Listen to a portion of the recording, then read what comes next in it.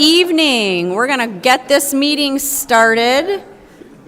Thank you for joining us. We're going to start, as we always do, with a roll call. Ms. Grisomkowski. I'm here. Mr. Dimick. Here. Ms. Ryan. Here. Mr. Wiseman. Here. Ms. Cotter. Here. I am present. Ms. Dodd. Here. We have a quorum. Thank you. Please stand if you're able for the Pledge of Allegiance. I pledge allegiance to the flag of the United States of America and to the republic for which it stands, one nation, under God, indivisible, with liberty and justice for all. Thank you very much. Now I'm looking for approval of the agenda. Can I have a motion to approve the agenda? Sure, I will. I move the Board of Education approve the agenda as presented. Thank you, Ms. Ryan. Do we have support? I'll support. Thank you, Mr. Dimick. Any discussion? All right, let's do a roll call, please. Ms. Ryan. Yes. Mr. Dimick. Yes. I am a yes. Mr. Wiseman. Yes. Ms. Cotter. Yes. Ms. Grisomkowski. Yes. Ms. Dodd. Yes. Motion passes. All right, thank you. Moving on to items from the board president, I will make it very brief tonight. I always start with items from the board president with a little note about public comment, and I will try to abbreviate as I can. As a school board, we appreciate the members of our community who share their public comments during the designated times on our meeting agenda. This is an opportunity for the board to hear from the community. However, it's not a time for two-way communication. A regular meeting of the board is designated for the board to conduct the business of Huron Valley Schools in open session in accordance with the Open Meetings Act. Comments that require follow-up investigation or communication will be handled by the superintendent or a member of the team. There are two segments in our agenda for public comment, sections 3 and 7 respectively. 15 minutes has been allocated in section 3 for public comments related to action or voting items or non-action items if time allows. The board will allocate more than 15 minutes in section 3 so all public comments on voting items may be heard prior to the board voting on those items. All comments on non-voting items will take place during section 7 of the agenda, if not already heard in section 3. All speakers wishing to address the board must be present. All individuals will be given an opportunity to speak. Each individual delivering public comment will have 3 minutes to share their communication. Individuals may only speak once and cannot share unused time with another person. A timer will be displayed on the screen so individuals can monitor their time. Once 3 minutes have elapsed, timer will sound indicating the public comment has concluded, as the microphone will be turned off in preparation for the next speaker. The individual must be present to share public comment. We ask that you Some of the outstanding student athletes who represent our schools and community with pride over this last winter sports season that just wrapped up. To help recognize these students this evening, I would like to introduce our athletic directors from Lakeland, Mr. Todd Miller, and Milford, Mr. Jeremy Marzlak, who will share more about the achievements of these exceptional athletes.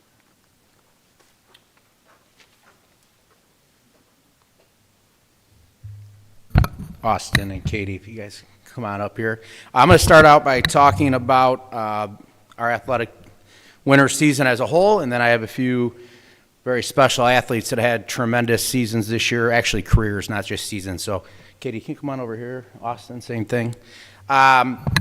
Just like the fall, we're very proud of our winter season. Our boys basketball team was named Academic All-State this year.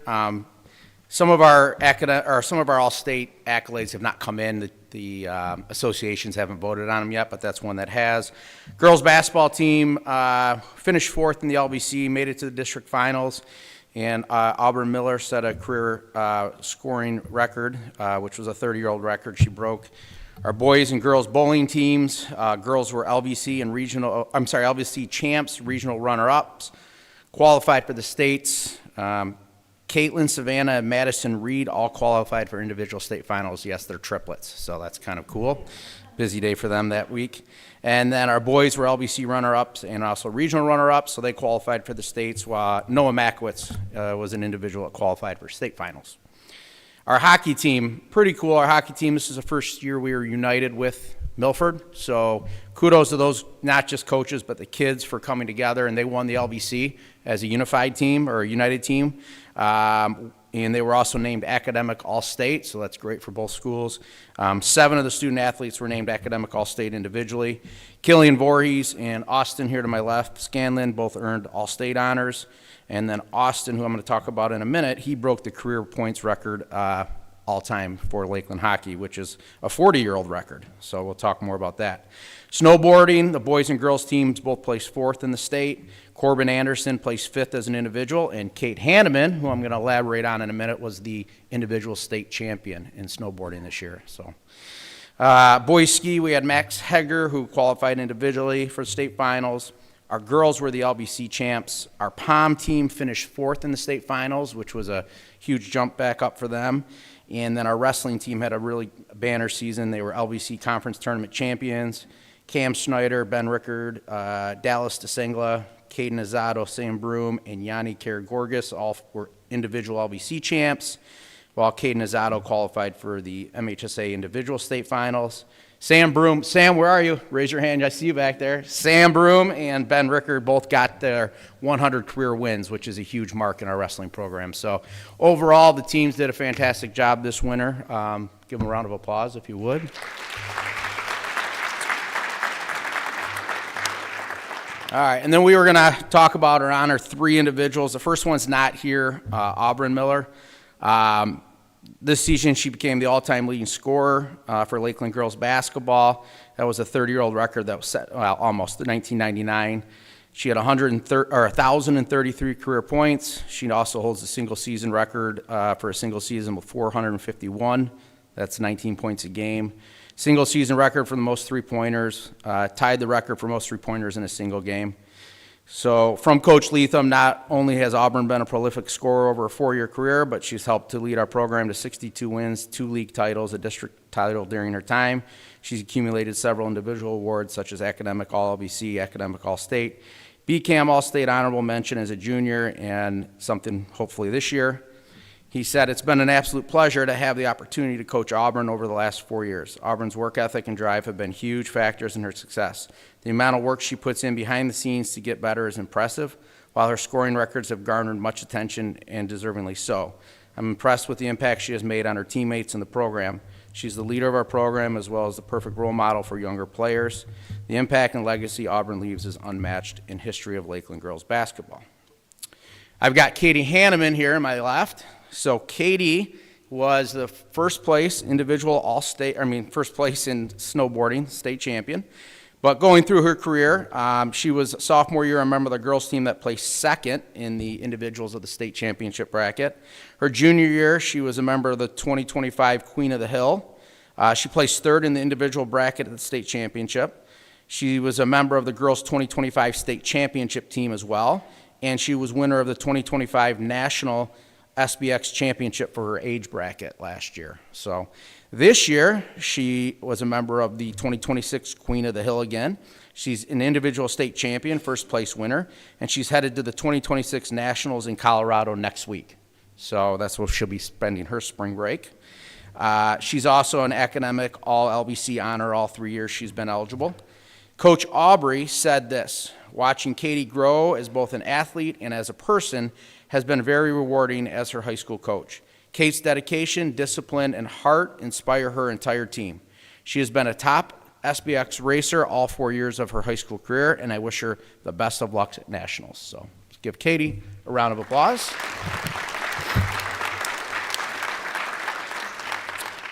And then I have Austin Scanlon. Austin's accumulated 182 total points over his 4-year career, breaking the original record set by Tom Addard in 1981. So it's a 45-year standing record. Coaches described Austin's record-setting goal as a textbook Scanlon goal, as he picked up the loose puck in the offensive zone, controlled it moving left to right in the high slot, and fired a quick shot over the goalie's blocker and off the inside post for his goal. Scanlon's totals included 64 goals, 118 assists to get to his 182 total points. So, additionally, Austin has led our hockey program to 4 LBC titles, our Frozen Four appearance a couple years ago, which we'll never forget, In the past season, he was an important piece of combining both the Lakeland and Milford teams into the HVS Titans, serving as a team captain and making sure that transition went seamless, leading the way to yet another LBC title. So Austin has also accumulated several individual accolades, including Academic All-LBC, Academic All-State, as well as All-LBC and Academic All-State honors over his career. So Coach Ronayne said the Lakeland hockey program has been one of its most successful four-year runs in history, and it absolutely makes sense. And it's no surprise during that time that Austin has shattered and set new school records with 182 points. His consistency also led to All-State honors 3 years in a row. Austin is one of the best, if not the best player I've ever coached. So congratulations to Austin Scanlon.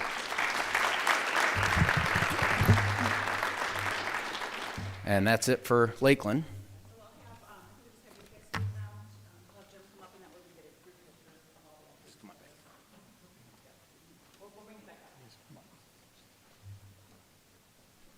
The whole team. You know?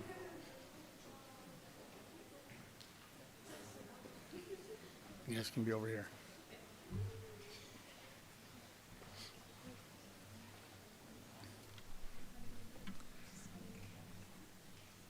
Good evening. As they said earlier, my name is Jim Marslak, Athletic Director at Milford High School. Milford had a remarkable winter season filled with exciting achievements across multiple sports. The girls' basketball team had the most wins since 1988, finishing 19-5, taking second place in the LVC and also losing in the district finals to, at that time, the number one ranked Howell Highlanders. Our competitive cheer team qualified for the MHSA Regionals for their seventh season in a row. The boys and girls downhill ski team finished second at the LVC Championships. Our boys snowboard across team placed second at the state finals.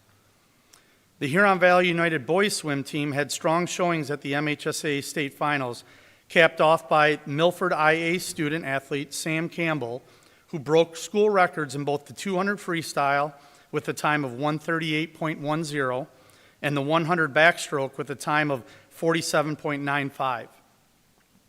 Besides breaking those records, the most impressive part is that he was crowned state champion in the 100 backstroke, becoming only the third male swimmer in school's history to earn that accolade. But the biggest highlight this season came in the home gym as Milford hosts the MHSA state finals this past season. The Huron Valley United gymnastics team recorded their highest finish in school history as a combined Milford-Lakeland team. Back in the late 90s, we were state champs at that time, but we were combined with Heartland before the Milford-Lakeland became a combined team. I would now like to introduce Shannon Gorman, head coach of the team, to talk a little bit about their season.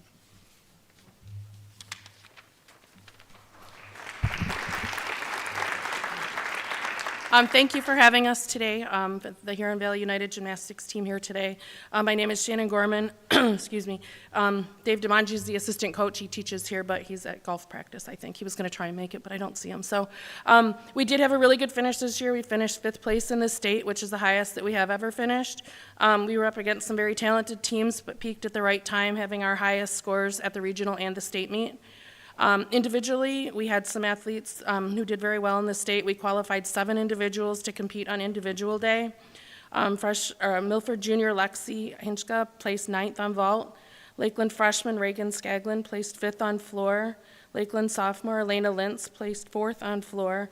And Milford senior Stella Musilowski had an amazing year. She placed 2nd all around individually, and she placed 4th on vault, 3rd on bars, 2nd on beam, and 3rd on floor. And she also placed 1st place at our 20-team invitational that we also hosted at Milford in January.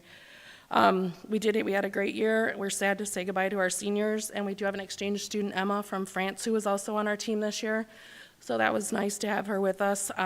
But we are looking for, next year we'll have a bright future with our team. And I would like to thank the school and Milford for believing in us and allowing us to host such big meets, such as the state meet and the Jeannie Karras Invitational. So thank you.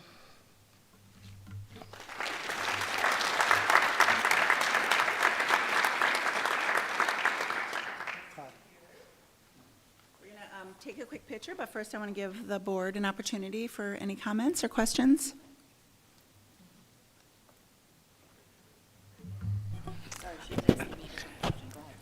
Not only would it, on behalf of the board, I'd like to thank all of you for your outstanding accomplishments, but I do want to recognize all of our student athletes for their participation. We've talked about it numerous times. We're a AAA school district, academics, the athletics, and the arts. To be a student athlete, you're held at a much higher standard than a student that does not participate in the arts or athletics. So I want to thank you for your sacrifices, your accomplishments, and those people that aren't recognized today, I would also like to recognize them. At the same time, I think we had one athletic director that was somewhat modest. That's his daughter, Auburn Miller. I had the honor of watching her play, and I've had also the honor of watching her grow up. I do want to congratulate Todd, but I've said this numerous times, thank goodness he married well, because I've seen him on the basketball court, and it's obvious Auburn has received her athletic abilities not from Todd necessarily, but from her mother. So with that, I'd like to recognize Auburn a little bit more than others, but I want to make certain that everybody knows that she is the daughter of Mr. Miller and Mrs. Miller. Thank you very much.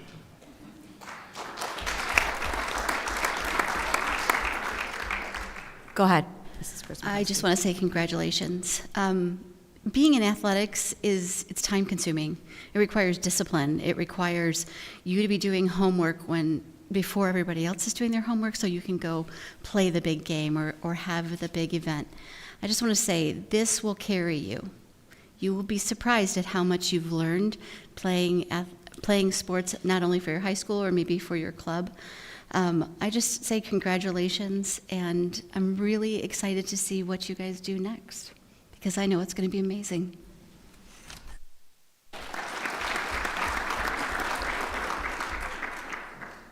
Anything else? Go ahead, Cotter.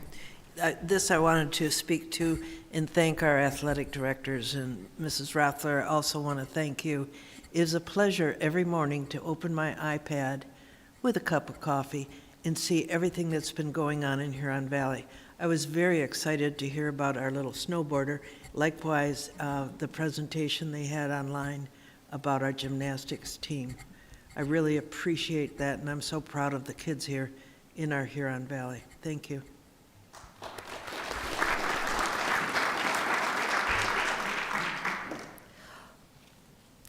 They said everything. I don't know that I have anything Ditto, else to right? say other than, thank you very much. We appreciate you. I was at the meet at the high school, and it was the perfect spot. It ran beautifully. I'm glad we can host things like that, and I think you all served us very well as the home team.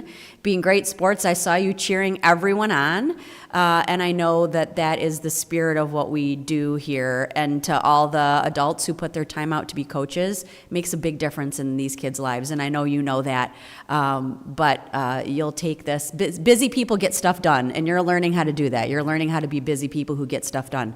So congratulations. Thanks for being great representatives of our school, and I think Barb's going to ask you to take a picture. Yes. Okay?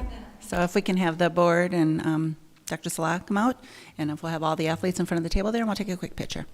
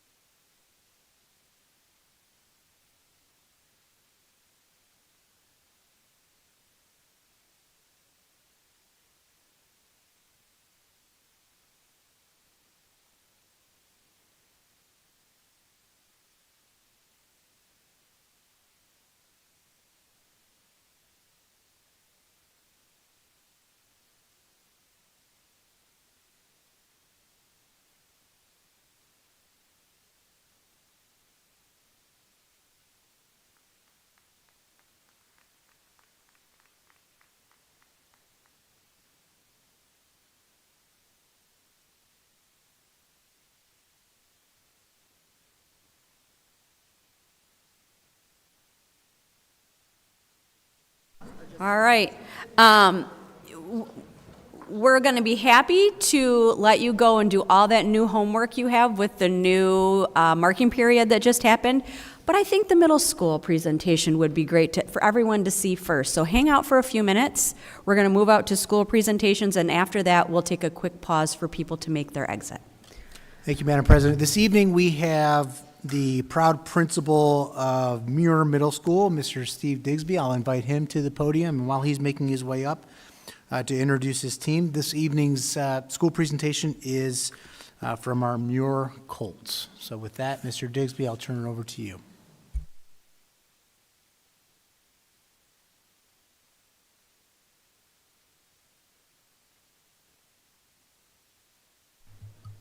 All right, thank you for having us tonight. My name is Steve Digsby. I'm the principal at Muir Middle School.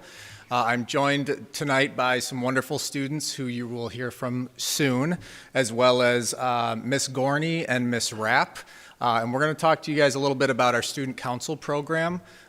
We've been running this for many years at Muir, and it's been a great opportunity for our students to get involved as leaders within the building, outside of the school day, outside of our web leadership class. What I really like about our student council is that it's open to 6th, 7th, and 8th graders. So they're able to get in right away, even as a young 6th grader, and become a leader in the building. For us this year, our student council, to me, has been a symbol of togetherness. As we went down, merged down to the two buildings, we've had opportunities for students from Muir and Oak Valley to really come together in leadership roles. And that expands also to our staff. And this is a great example. Miss Rapp has done student council for many years. And we made a commitment as a district to really look at all positions in terms of coaching and programs and clubs and things like that. And before we could even really get to the crux of making a decision on who was going to be running student council, Ms. Rapp came to me with the idea of asking Ms. Gorney to join as co-advisors. Ms. Gorney was very excited about it. They came to me thrilled. And their leadership as co-advisors in this year has been really impressive. They bring a lot of energy, a lot of collaboration, and they've had a great impact on our school, not just our student council, but the school as a whole and the culture. So when we're talking about our wonderful students who you will hear from shortly, they're doing a great job just driving the culture of Muir Middle School, where we strive to be motivated, understanding, innovative, and relentless each and every day. So they go above and beyond, they put in the work, and they're doing a great job so far this year, and they'll continue to do a great job as we close out this school year. So what I'd like to do is turn it over to Skylar Roberts, Skylar Sanborn, and Ryan Hunt.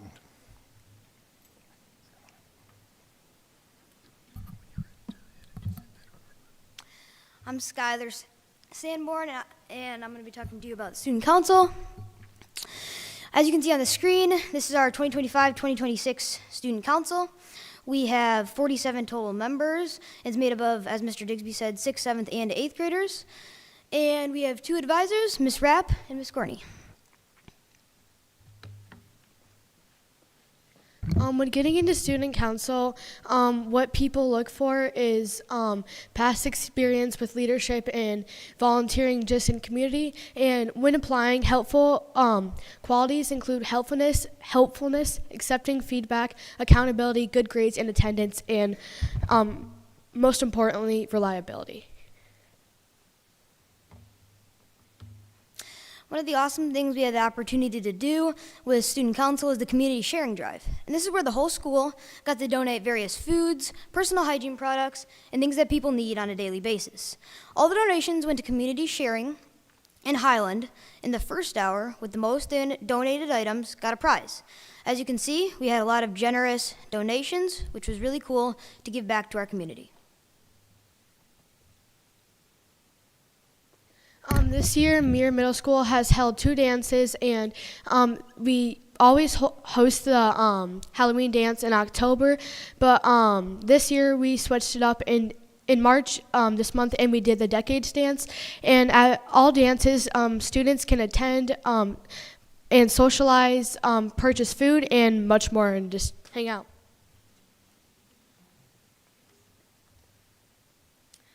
Every year, our 8th grade student council members can go and shop for families in need for gifts and clothing during the holiday season, which can brighten everyone's spirit a little bit. And it's fun for the students too. I know I was anticipating it all my years, and I was happy that I finally got to do it this year. Middle school orientation. Every year we have all of our upcoming 6th graders come for a tour, games, and to learn a little bit more about Muir, so the transition is a little less scary. In these pictures, actually, they weren't 6th graders because they were from Oak Valley, so we also held an orientation last year to welcome all the new Oak Valley kids. So again, it wasn't as scary because we're all middle schoolers, so it shouldn't be scary. Thank you.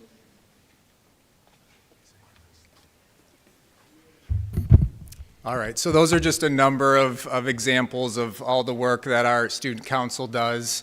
They meet regularly to discuss school issues, and again, the leadership that our advisors provide and the amazing job these kids are doing and how motivated they are is very impressive each and every day. So at this point, I guess, Barb, I'll open it up to the board for questions. Questions? Comments? Yes, Ms. Pastana. So I have a question. Once you're on student council, if you're on student council in 6th grade, then are you automatically on in 7th grade and 8th grade? No, you have to apply each year? Tell me about it. So I've been in student council since 6th grade. I'm an 8th grader this year, and how it worked is in 6th grade I applied and I got accepted, and then in 7th grade I was automatically put in, but this year is a little bit different because of Oak Valley coming, and we had more students in student council than we did, so I did have to reapply. Great, thank you. Cotter? Yes, I just have a question. When do you have time to meet during your busy school day? We usually meet, last year we met during seminar, but obviously since seminar is not a thing anymore, we meet after school. It's usually between half an hour and an hour, and then before dances you put in more effort and time, so it's more like maybe twice in a 2-week period, rather normally it's 2 times a month. So you do then donate some of your time to after school? Yes, we do. So I think you've done some wonderful projects, and I know our community is very happy for the service you have provided. Mr. Wiseman. We'll put you on the spot. You saw, you put on your PowerPoint a number of attributes that a Muir Colt has. And I'm curious, in your own words, can you describe to me what it means to you to be reliable and accountable? To be reliable, it means to show up to things, do your best effort, and when you get assigned a role, you should perform at your best and do it to the best of your ability. And what about accountability?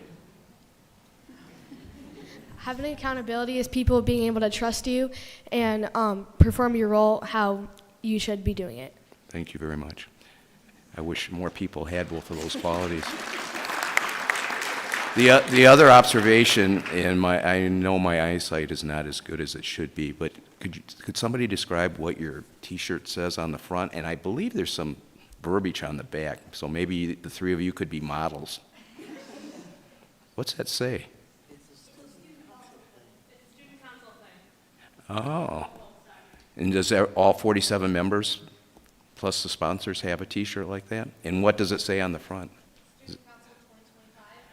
Great. Do you wear that proudly every chance you get? And they are student-made. Oh, is that right? Student council is everything is ran by the students. Mm-hmm. They're just there to be adults in the room, but they do it all. So you designed the logo and designed the T-shirt as part of student council.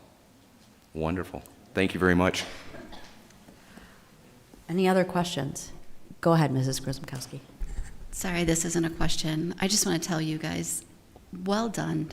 Great public speaking tonight. You represented student council very well. Very well. Congratulations.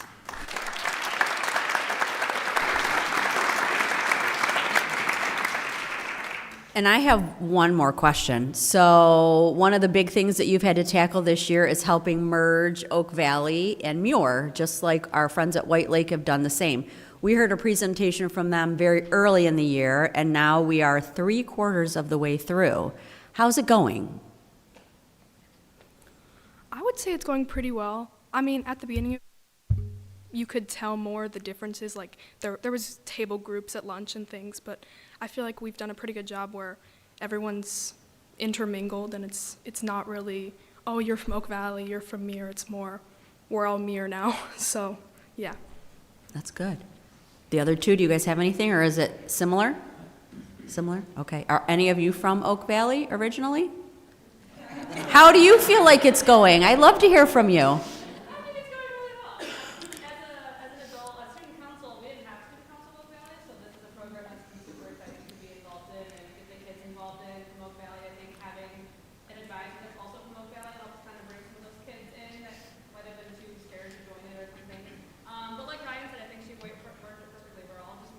Yeah.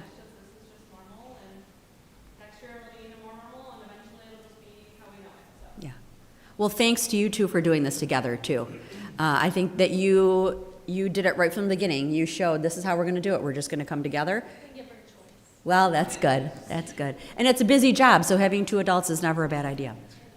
Well, thank you very much. We appreciate it. And it is the start of a new marking period. This is your opportunity to get all A's. As of today, you should have all A's. So if you'd like to take a few minutes and gather your things and hit the road, you are welcome to do that. You are also welcome to stay and enjoy the rest of our meeting. But really, it's up to you. So we'll give you a few seconds to skedaddle if you'd like.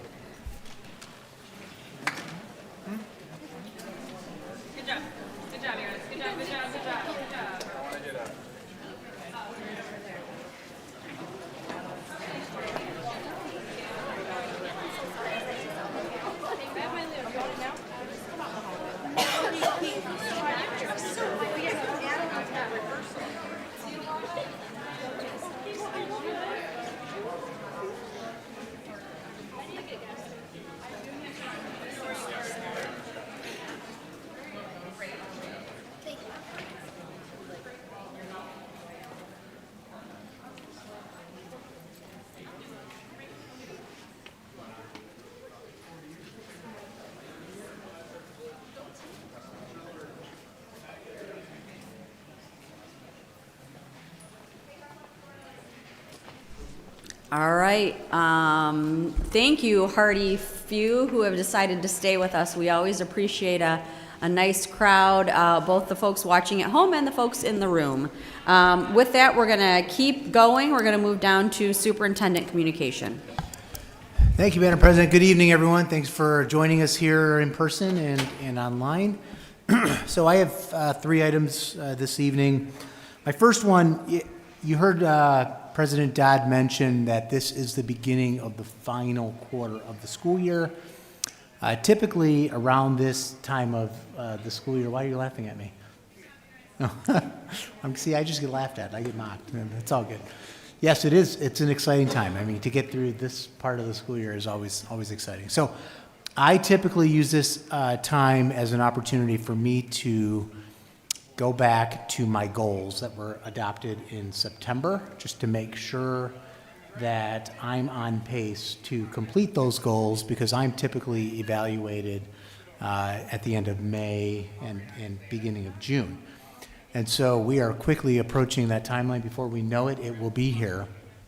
And so I was very excited to see how much progress we've made in terms of those goals. And so for our community, our listening audience, my first goal was Huron Valley Schools will continue to perfect its systems approach to school environments, which is the stair-step model, and it include this year in particular a heavy focus on enriching and intervening and our MTSS model. And I know Dr. Nemeth has done a wonderful job this school year, along with many members of a collaborative committee, to really think deeply about this question. So I'm pleased with the progress we've made, and I'm excited to share the final results with the board. Second goal dealt primarily with the Student Support Services Strategic Plan. And so we had our second to last meeting last week, pulled a committee of about 60 individuals together, including elementary staff, secondary staff, administrators, teachers, and parents in the community. We have one meeting left, and we plan to bring that home and have something to present to the board in terms of a Student Support Services strategic plan. Really excited about the progress that we're making there. The third goal, this is going to feel like an eternity ago, but it was the adoption of a cell phone policy, which, doesn't that feel like an eternity ago? Yeah, so, and that seems to be going very well. The fourth goal, we spent quite a bit of time on during our board study session, and that relates to our business and operations, revenue enhancements, opportunities to balance the budget appropriately. Fifth, always a focus for us is school safety and security.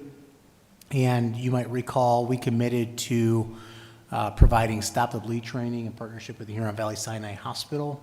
And we have done that we've trained 800 Huron Valley Schools employees in Stop the Bleed training. We are the largest organization in the county to have participated in that training. So really quite outstanding. And from the hospital's perspective, they're very excited because they have 800 more people that live and work in the community that have undergone that training. And then finally, it's just continued work on our positive behavior intervention systems and support across the district. And I'm pleased with the progress that we continue to make in that space. So I just wanted to provide the board an update. We are moving along nicely in terms of those goals that you've adopted for me to carry out, and the COAT team is lockstep in terms of moving steps and moving forward in those goals. Two other items. March is reading month. Board members, if you ever, this month or in the future would like to read to a classroom of children, don't ever hesitate to reach out. Today, I got my full dose, my full dopamine hit at 9 o'clock this morning. Ms. Pistana and I had an opportunity to read to the early childhood kiddos, which is super fun. I mean, 4 and 5-year-olds they're just like next level innocent, and somehow they convinced me to get on all fours and bark like a dog, which I think there is photographic evidence of such. But you'll do anything for 4 and 5-year-olds. They're just wonderful. The laughter is contagious, and anything you can do to get a laugh from those kiddos is the best. And then finally, just in case any students or staff out there, if you forgot, next week is spring break. So just a reminder to get some rest, enjoy the time, because once we're back, we're in for the long haul until the summer. So that concludes my remarks this evening. Thank you very much. Student leadership? I'm not seeing. Sorry, no student leadership tonight. All right, then we move on to association communication, and I do see Ms. Hollander making her way to the podium.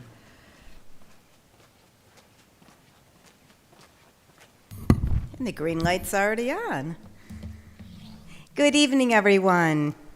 Laura, as you mentioned last board meeting, I was unable to attend because I was at the MSU Job Fair along with Human Resources. One of my favorite parts of this time of year is attending job fairs throughout the spring to recruit our new educators. These future educators are just a few weeks away from graduation, and they are so eager to discover a district that is the right fit for them. Having HVS educators attend these job fairs alongside our HR department has been a game changer. These graduates are able to hear district-level information from HR and learn what it's really like to be a teacher in Huron Valley directly from us. At the job fair, I share about the different schools in our district. I let them know we have a really large geographic district, but it's a small-town feel, as over 1/3 of our educators also live in the valley. And students are really excited to hear that we typically hire over 30 teachers every year. Before the students head to the next table, I always make sure they hear 2 other pieces of information from us. I talk about our mentoring program and how HVS goes above and beyond to make sure that our new educators are feeling supported in the classrooms and making connections with their colleagues. We let them know that our mentoring is for 3 years because we don't expect them to learn everything in the first year, and we want them to always feel that they are not on their own. Students have told us time and again we are one of the few districts that shares this information at job fairs, and it's reassuring to know that Huron Valley is a district where new teachers are not left to figure it out on their own. The other piece that I always highlight is we offer job shadowing. This is very exciting for the students, and once again, we are one of the only districts who ever suggests that they come and visit. I let them know that I can talk about Huron Valley all day long, but they really won't know what it's like until they come and spend a day in our classrooms. After the job fair, I email each of these prospective teachers and tell them, what is your dream job? Is it second grade, maybe middle school math, or high school social studies? Those who want to shadow are paired up with an HVS teacher in their dream position and come and spend a day with them. It's such a positive experience for both the prospective teacher and our current educators.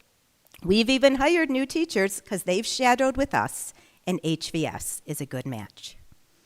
Job fair season is coming to a close, but shadowing is just beginning.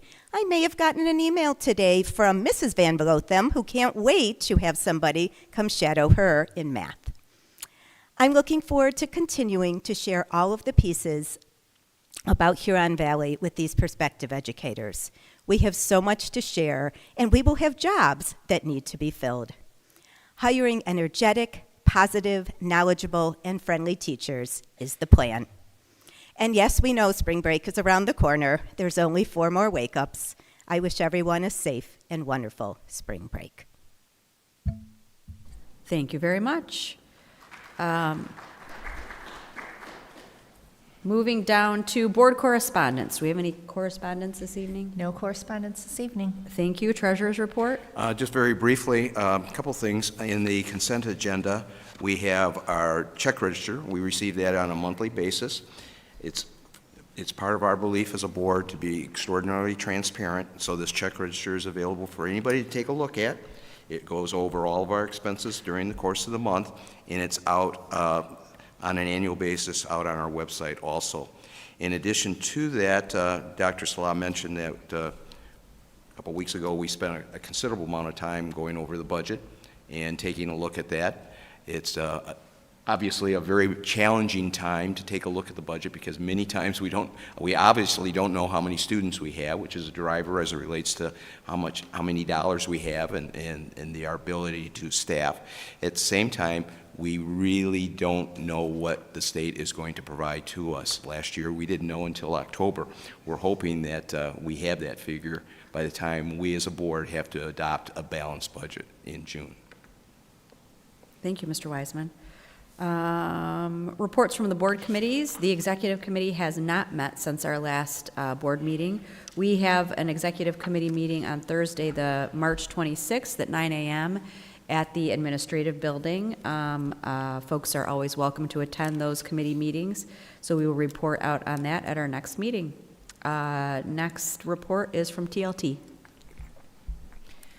TLT met on March 11th at the administration building. We called the meeting to order at 9:07. Present were myself, Ms. Dodd, Ms. Cotter, Dr. Nemeth, Dr. Salah, Mr. Endicott, Mr. Lindberg, Ms. Bjorkman, Ms. Horwitz, Ms. Talon, Gabby from Milford High School, and James from the IA West. Absent were Ms. Grzymkowski and Mr. Kalmbach. There was no public comment. We had no unfinished business. Under new business, we talked about elementary literacy. Ms. Talon shared that after reviewing 14 literacy programs and piloting the top options, HVS educators selected Amplify CKLA as their recommended elementary literacy resource. If approved by the board, training will be scheduled in the spring with full K-5 implementation by August 2026. The purchase is funded through the 35M grant and district funds, and you're going to hear more about that tonight. Understanding agenda items, nothing to report with strategic plan or safety and security or student support services. Under student leadership, Gabby shared that students are excited for spring break, and recently implemented cell phone policy has been going well.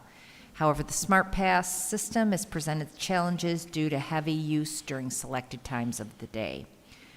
James from IA West shared that the students were looking forward to spring break as well and spring sports, and they're participating in an internal assessment.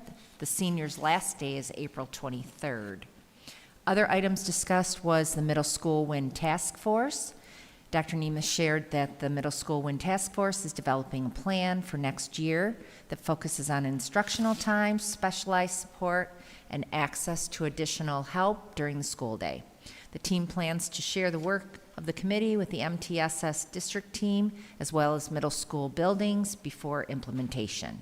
We adjourned at 10:28. Our next meeting is March 25th, which is this Wednesday at 9 a.m. Thank you. Could we hear from our Certainly. Finance and Operations met on Wednesday, March 18th at 4:15 at the administrative offices. Present were myself, along with members Ryan and member Dimick, along with Dr. Slav, Mr. Van Gothen, Mr. Reeby, Ms. Kerrigan, Mrs. Moore, Becky Timberlake, and Tyler Maxwell, who represent Clark Construction, and Bill Weinrock, who is from TMP Architects. There were no public comments. We reviewed the minutes as it related to the regular agenda, and there were no consent agenda items that were reviewed. Under unfinished business, we reviewed the asbestos abatement at White Lake Middle School that was presented at the last board meeting, along with the E-rate firewall. At that time, there were no further questions as it relates to that, and it's before you for your approval at tonight's meeting. Under new business, food and nutrition services equipment purchases, the committee discussed the proposals that are before you tonight, and we'll follow our normal 2 reads. Along with that, we had dehumidifiers, air scrubbers, and accessory purchases. The committee discussed the bid that went out on October 29th, 25 by our consortium partner, and the bids were received as it relates to the dehumidifiers themselves, along with filters, air scrubbers, rings, pads, and replacement filters. The administration will seek approval at the April 13th, 2026 board meeting. The funds for this purchase are budgeted within the 26 capital project fund.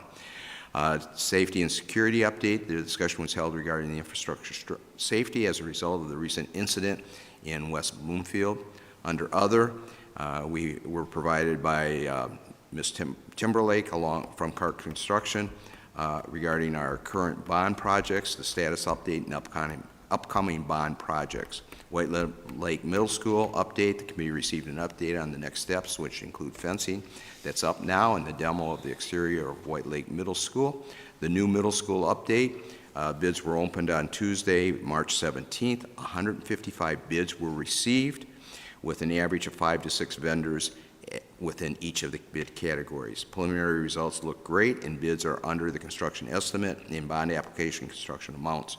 One bid category will need to be rebid due to only one bid response, and one addendum will go out. Overall, there was a great turnout and a very positive outlook, as reported by Ms. Timberlake. The Huron Valley School Administrative Services Center relocation. Last-minute items are being wrapped up, and the restrooms are scheduled to be finished in the next 2 weeks, leaving lighting and final cleanup and furniture delivery. March 16th, year-to-date budget to actual were reviewed by the Finance Committee. Future discussion items were the Milford High School and Lakeland High School Temperature Control Phase 2, which will be brought to the Board of Education in April for 2 reads, along with the Highland Middle School 23-acre property discussion. The meeting was adjourned at 5:10 p.m. The next meeting is scheduled for April 8th, but I think that was moved.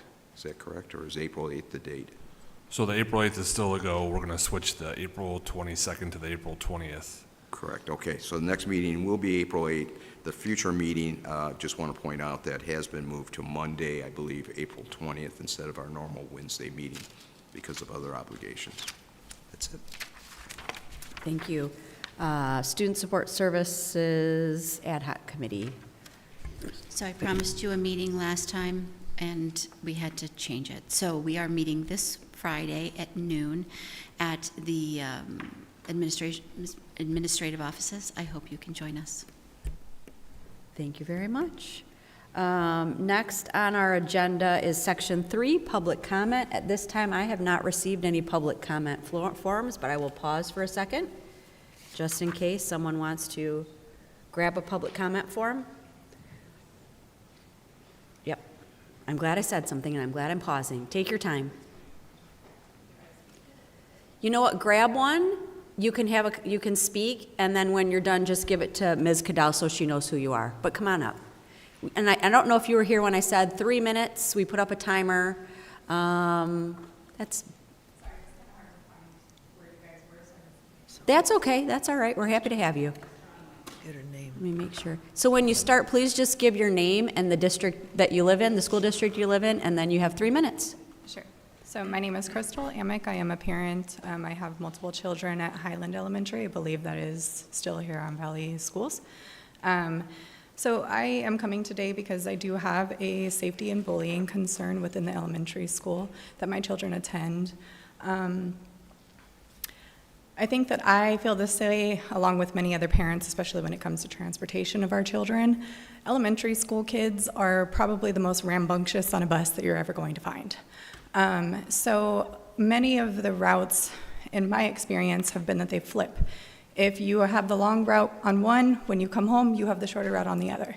I do understand for purposes associated to funding and student management that things may not always manage out that way. However, what are we doing as a system to fix some of that? Because the children that are on those long routes, such as mine and many others that live in my community, our children are not only subjected to higher rates of possible accidents that may happen, but longer rates of being bullied on the bus, longer rates of having to deal with loudness, longer rates of having to deal with potential other issues that handle or come up. So 45 minutes to an hour are what my children are on this bus in both directions. We live 5 minutes from the school. A big concern that I have in this is that my children are taught to manage those situations appropriately. Ask the person to stop. Try to get their attention. Let them know. Tell the bus driver, tell an adult, seek out help.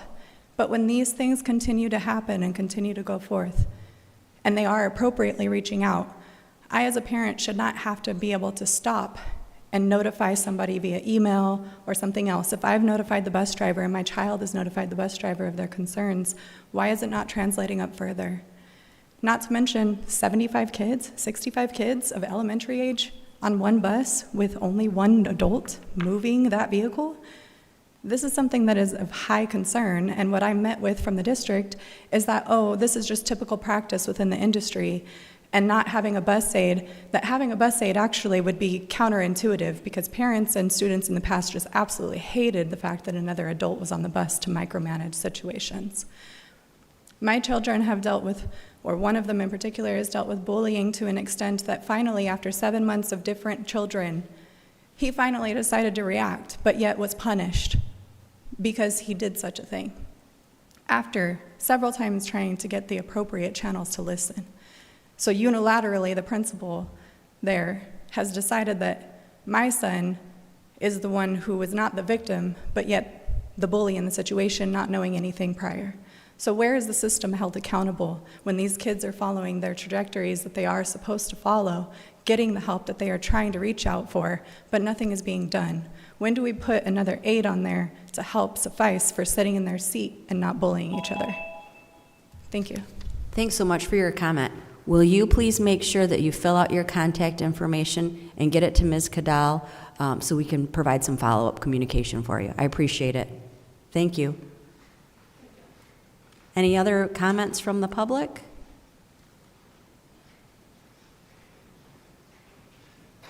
All right, so this will conclude our first public comment section. There is another public comment section in section 7, just before the close of the meeting. And if for any reason anyone else would like to speak, those public comment forms are over on the table. Just turn them into Ms. Cadell, and we'll make sure you have an opportunity during section 7. So with that, we're going to move on to the consent agenda. Can we please have a motion to approve the consent agenda? Sure, so moved. Thank you very much. Do we have support? I'll support. All right, thank you. Any conversations about the consent agenda? All right, with that, we'll take a roll call. Ms. Cotter, Yes. Ms. Ryan, Yes. Mr. Wiseman, Yes. Mr. Dimick, Yes. Ms. Grisomkowski. Yes. I am a yes. Ms. Dodd. Yes. Motion passes. All right, thank you very much. Next, we move on to unfinished business. These are items that we heard at our last meeting, but we always do 2 reads to give ourselves an opportunity to really look into things, have conversations, and make sure we know exactly what we're voting on. So we're going to start out with asbestos abatement at White Lake Middle School, Exhibit B. Thank you, Ms. Dodd. We, as you mentioned, we did have this agenda item at the last board meeting. We've looked at this agenda item at Finance and Operations a couple of times. I don't believe we've had any additional questions. Jeffrey, have you had any questions? We are happy to answer any questions that board has this evening. Otherwise, we would ask for approval as presented. All right, so we're going to do a motion first, and then we'll have any comments from the board. Can we have a motion to approve the asbestos abatement at White Lake Middle School as presented? I'll make a motion to approve the asbestos abatement at White Lake as presented. Thank you very much, Mr. Dimick. Do we have support? I'll support. Thank you very much, Ms. Grisomkowski. Any comments? Mr. Wiseman? Yes, I think it's important to note that we are not going with the low bid. We're going to the second lowest bid. And during the vetting process, the reason for us not going to the lowest bid is that our expert, our consultant, Nova Environmental, has no prior knowledge of this company to date. The contractor has only operated under the name Southeast Abatement for 3 years, and the contractor currently does not have anything comparable as it relates to the scope. And also, through our vetting process, the contractor has very limited equipment, and that's why we were going to the second bid being the most responsible bid. Thank you, Mr. Wiseman. I think that's an important thing to point out, especially when we're dealing with something like asbestos, getting people with some history, some recommendations, all that sort of stuff. Very important. Thank you. Other comments? I always comment when we're talking about asbestos that we are working our best to make sure we do this in a very safe way, that we're doing it at a time when students are not in the building, and that we're managing it in a very safe and appropriate way. Unfortunately, when most of our schools were built, asbestos was a widely used fire suppressant or fire avoidance material that was used, and we have been working over the past 19 years to rid ourselves of the asbestos. So with the help of our bond work that we're doing, we'll take care of that as we create a completely new and upgraded White Lake Middle School. So, all right, without other comments, let's take a roll call vote, please. Mr. Dimick, Yes. Ms. Grisomkowski, Yes. Ms. Ryan. Yes. I am a yes. Ms. Cotter, Yes. Mr. Wiseman. Yes. Ms. Dodd. Yes. Motion passes. Thank you very much. Moving on to B, E-rate firewall renewal. Again, this is an agenda item we had at our last board meeting. It's gone to the Finance and Operations Committee as well as the Executive Committee. We have not had any additional questions, but I believe Mr. Endicott is in the audience. If there are questions this evening, he would be happy to step to the podium and answer those questions. All right, we'll take a motion in a second, and then we'll have a discussion. Can I have a motion on the E-rate firewall renewal? Sure, I move the Board of Education approve the E-rate firewall renewal as presented. Thank you very much. Do we have support? I'll support. Thank you very much. I feel like I said removal, it's renewal. It's renewal. Yeah, we're not removing the firewall. We're removing asbestos. We're renewing firewalls. Comments, questions? Mr. Wiseman. Yeah, I think it would be, since Scott is in the audience, and our listening public might change, I think it would be important if Scott could just give a very brief, have a brief conversation about what a firewall is and why we have a firewall. Sure, no problem. Good evening for everyone. Yeah, firewall keeps bad things out and keeps the good things in, meaning any threats or any content we don't want to reach our students, the firewall stops it. By the same token, it also keeps things in that we don't want to leave, our data, personal information, those sorts of things. So we have redundant firewalls. We have 2 firewalls in our data center, and this licensing supports them both for the next year. The previous 5 years have been covered with a bundled licensing package from when we purchased them. Thank you very much. I think it's important to note that this is another element of our safety and security protocols that we have in the district. People think about safety and security as it relates to entrances and such things that you visually can see, but I think a firewall is extraordinarily important with the fact that we're a one-on-one school district, and the technology is in the hands of our kids. Yeah. And to have that firewall is extraordinarily important. Certainly. There's also a requirement with E-rate funding, specifically this E-rate funding, there's a requirement that we're SIPA compliant, and that's Child Internet Protection Act, that we have these filters in place, content filters and those sorts of things. So this fulfills that requirement. Thank you. Other comments?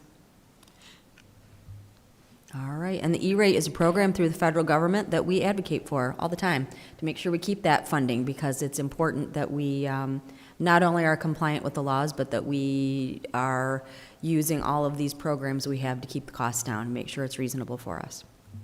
All right, with no additional comments, can we take a roll call vote, please? Ms. Ryan? Yes. Ms. Grzymkowski? Yes. I am a yes. Mr. Dimick? Yes. Ms. Cotter? Yes. Mr. Wiseman? Yes. Ms. Dodd? Yes. Motion passes. All right, thank you very much. Moving on to new business, starting with food and nutrition services equipment. Thank you. I would ask Mr. Van Gotham to speak to this agenda item. Thank you, Dr. Salas. So as a part of our 2019 bond, we identified some enhancements with respect to the food service space, including some new food service equipment. The district has been fortunate to generate an excess fund balance in our food service or food and nutritious services special revenue account, and that's due to the volume of meals we've been serving and the revenue we've been generating from those meals. The district is in need of some dishwashers and disposals at the high school level and some serving lines at some elementary schools. So we received a proposal from Stafford Smith. They're our bidding through the Moore Cooperative, which works in partnership with our own Huron Valley Schools cooperative for equipment valued at $222,270. We're asking for a 12% contingency for a grand total of just under $250,000. This project will actually be utilized with our excess fund balance, so it will not be coming from bond or general fund operations, but as a result of the efforts, again, made by our Food and Nutrition Services group, and it's a requirement under our state special revenue fund that we spend this excess balance down. So that, coupled with raises we provided to that department over the last couple of years, will be how we'll be utilizing our excess fund balance this year. So this is just a first read, but happy to take initial questions. This is something that the high schools have been excited about receiving, and will really upgrade the process for cleaning up after serving the hundreds of students that they do on a daily basis. Thank you very much, Mr. Van Gotham. Do we have questions? Or no? Yes, we're not taking a vote, so we can just ask questions without any sort of anything. Yes, Ms. Cotter. Yes, I just have a comment and wanted to tell Mr. Van Gotham that in our Friday notes, it was very comprehensive, and I enjoyed looking through all the new stainless steel we're going to get in our kitchens. Certainly will improve the service that they need to do. Likewise, with the next one, we're going to talk about the air scrubbers. I appreciated all that information. It was well done. Thank you. Thank you. Next question, Ms. Grzymkowski. Mr. Van Gotham, can you explain the excess food balance? That sounds kind of odd, obviously, as we talk about funding and budgets. Could you just explain that so people understand how that works and why we can't use it for general fund things? Good question. So we have several funds that the district operates throughout the year. General fund for the viewing community could be looked at as like your operating or checking account at home. We pay most of our bills through that. We have special revenue, which includes not only food service, but also like our International Academy West, and we have a community and rec ed program that we run through. And so those are different rules, meaning that we can't spend those special revenue funds on general fund operations. So we have earned money really since 2020 in our food and nutrition services. We've been blessed by the government in approving free meals for students, breakfast and lunch. And so there's a minimum that we're required to provide for a revenue share for those meals. And so serving the meals that we do serve, we're generating revenue even as we're fully staffed in food service as of the last couple months. We're required, based on the revenue that we've earned, to spend down some of the fund balance, which is basically like your, accumulated earnings, if you will, if that's in easy enough terms. And so we're required by the government to spend some of those funds down on food-specific spend downs, which includes large purchase equipments that we would typically use in our bond. And again, we've been blessed with bond dollars from the community as well. But if we can use some of those resources for equipment as well as paying our staff as close to market rate as possible, those are two primary examples of what other districts, because most districts are also in this position because of the free program. It doesn't require you to hire extra management. It really is just, providing that same quality meal program that we did even prior to 2020. So all these funds are very specific in that most of them are not allowed to be used for general fund other than the general fund itself. So happy that we've, been blessed with earning money. And again, it's a testament to the Food and Nutrition Services Department. I'm going to give them 100% of that credit. They do a really good job making sure that there's meals available for all of our students.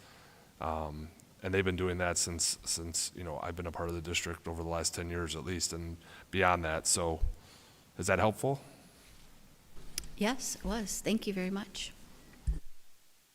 Other questions? No? All right. And Mr. Van Gotham, I know it was a hot button talking point for schools, and it still is, all that kids having lunch debt. And in Huron Valley schools, kids don't have lunch debt, right? Correct. The only way you would have lunch debt is if for some reason you're buying a bunch of a la carte items. So if you want that second, third, or fourth piece of pizza, which, some kids might indulge in, or that extra cookie or the extra thing of milk, sometimes they can do that. But most of the time, we've also been blessed by, again, a community that really supports the kiddos. And so sometimes when we've had fund balances, we've been surprised at the community that will come together to help pay some of those balances down. So again, over the last 5 to 10 years, we've been really good with balances, and most students, if they're getting their normal meal, breakfast and lunch every day, they are not carrying a balance. Thank you. Other questions? All right, well, we have a few weeks until our next board meeting. Please take a look at this information and let Mr. Van Gotham know if you have any questions. Moving down to dehumidifiers, air scrubbers, and accessory purchase, Exhibit E. So before I ask Mr. Van Gotham to speak to the specifics in terms of what we're purchasing, I want to provide some context for our board and our listening audience. Interesting, the last 2 summers have been record-setting in terms of humidity, and where there's humidity and school buildings are closed down completely, there's a lack of airflow, and that has the potential to cause mold. We are doing our very best to try and get ahead of any mold development over the course of the summer.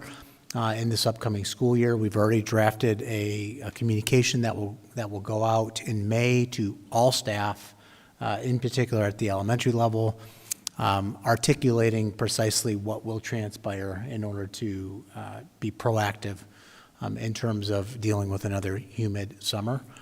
And then also asking them to remove personal items and personal effects, because personal items and effects, stuffed animals and things of that nature are actually mold magnets.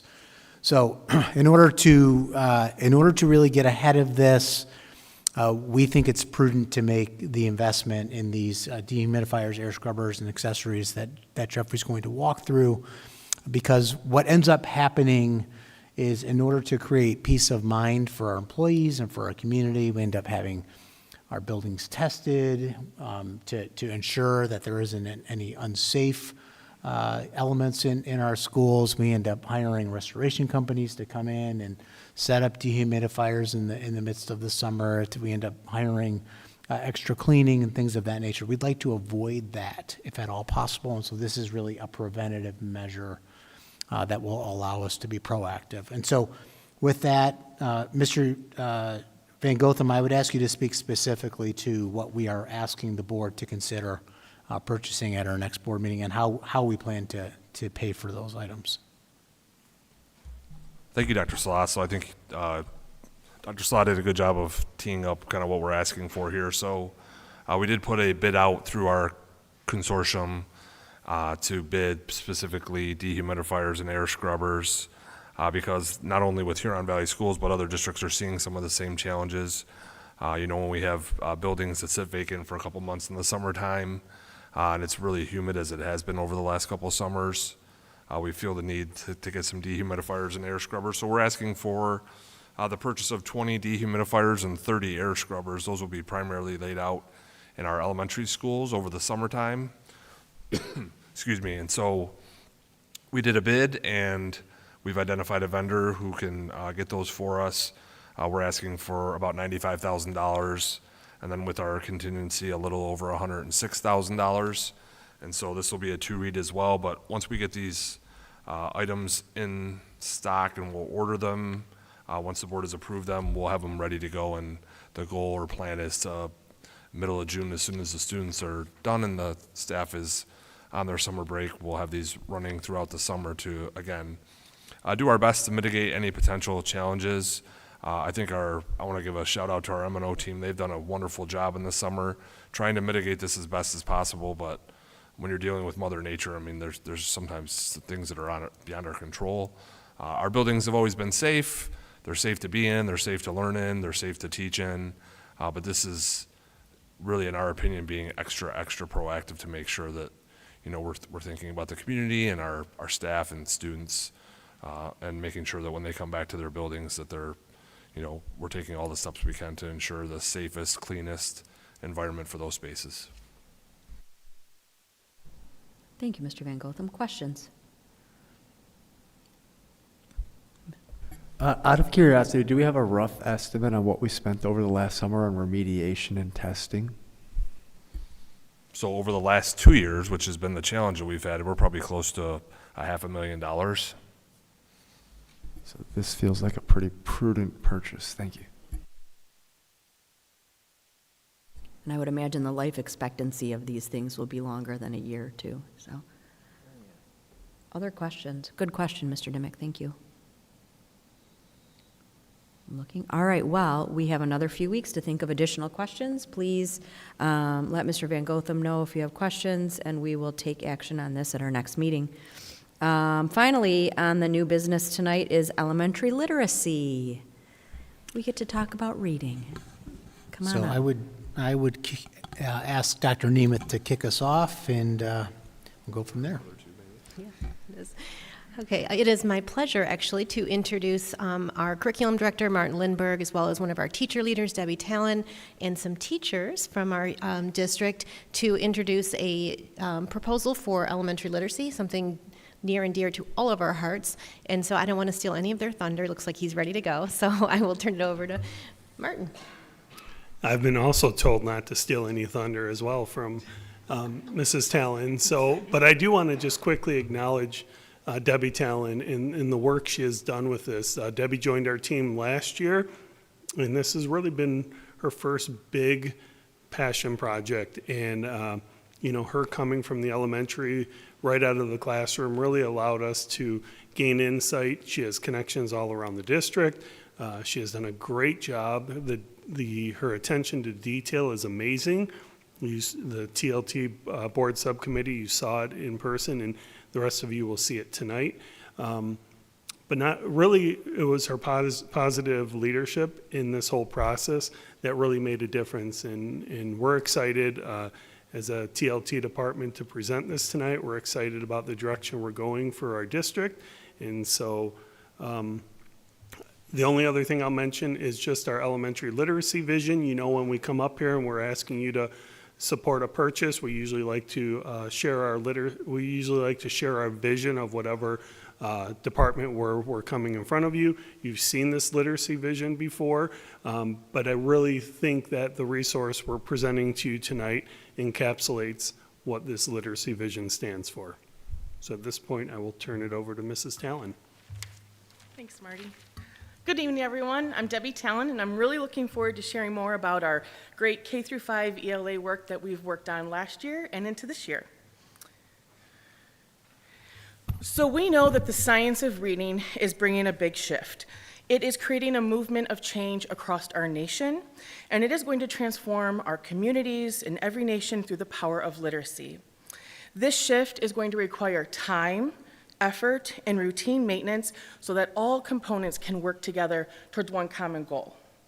And our common goal needs to be to help teachers to move away from some of our less effective legacy practices and move into the shift of the evidence-based great work of literacy. So our work started last year, and we were really focusing on our phase one, which is evaluating and planning. And during our phase one work last year, we formed an ELA committee makeup, and you'll see here we had 29, or we still do, 29 total committee members, 19 of which are classroom teachers.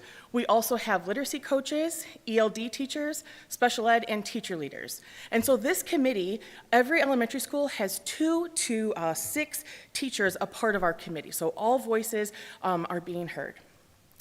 I wanted to share a brief timeline about last year, what phase one looked like for our group. So when we first met, we listed our hopes and dreams, and we created what we envisioned our elementary graduates to look like. We also then began researching possible curriculum resources that we could look through, and we started developing our own science of reading background knowledge as a team. We then started exploring possible resources, going through them.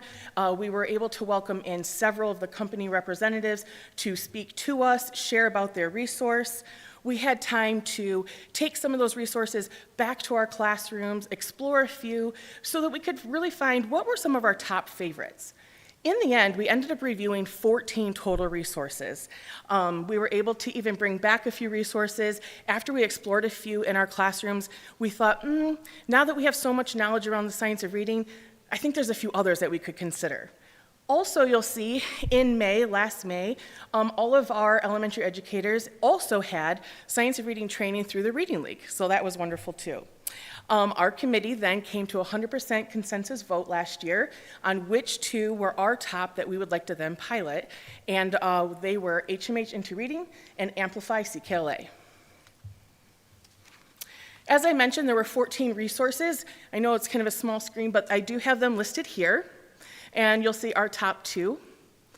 Now, you probably have heard a lot come in about the 35M grant and the K-12 literacy and dyslexia law.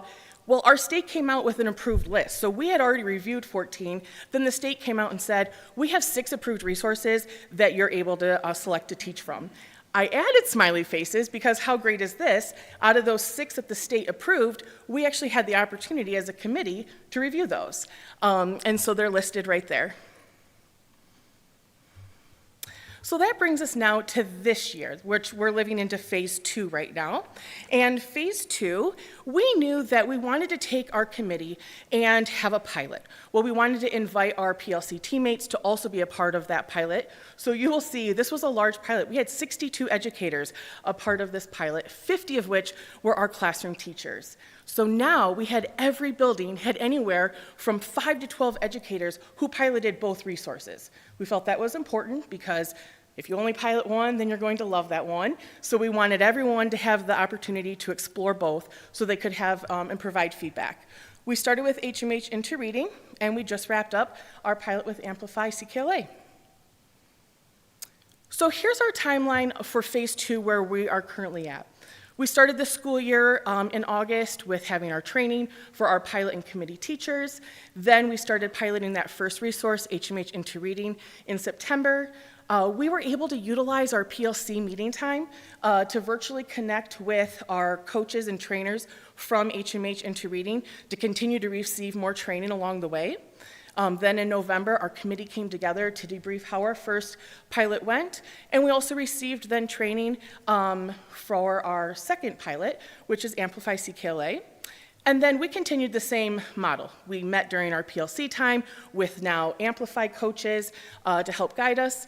And then in February, we debriefed, and then our committee, we worked very hard. That last second half of our day together, we were able to debrief and collaborate so that we could really decide which was the resource that we wanted to vote to select as our recommendation. And so our K through 5 ELA committee recommendation is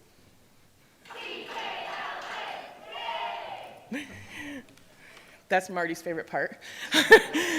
We took that video like about 4 times until we perfected it.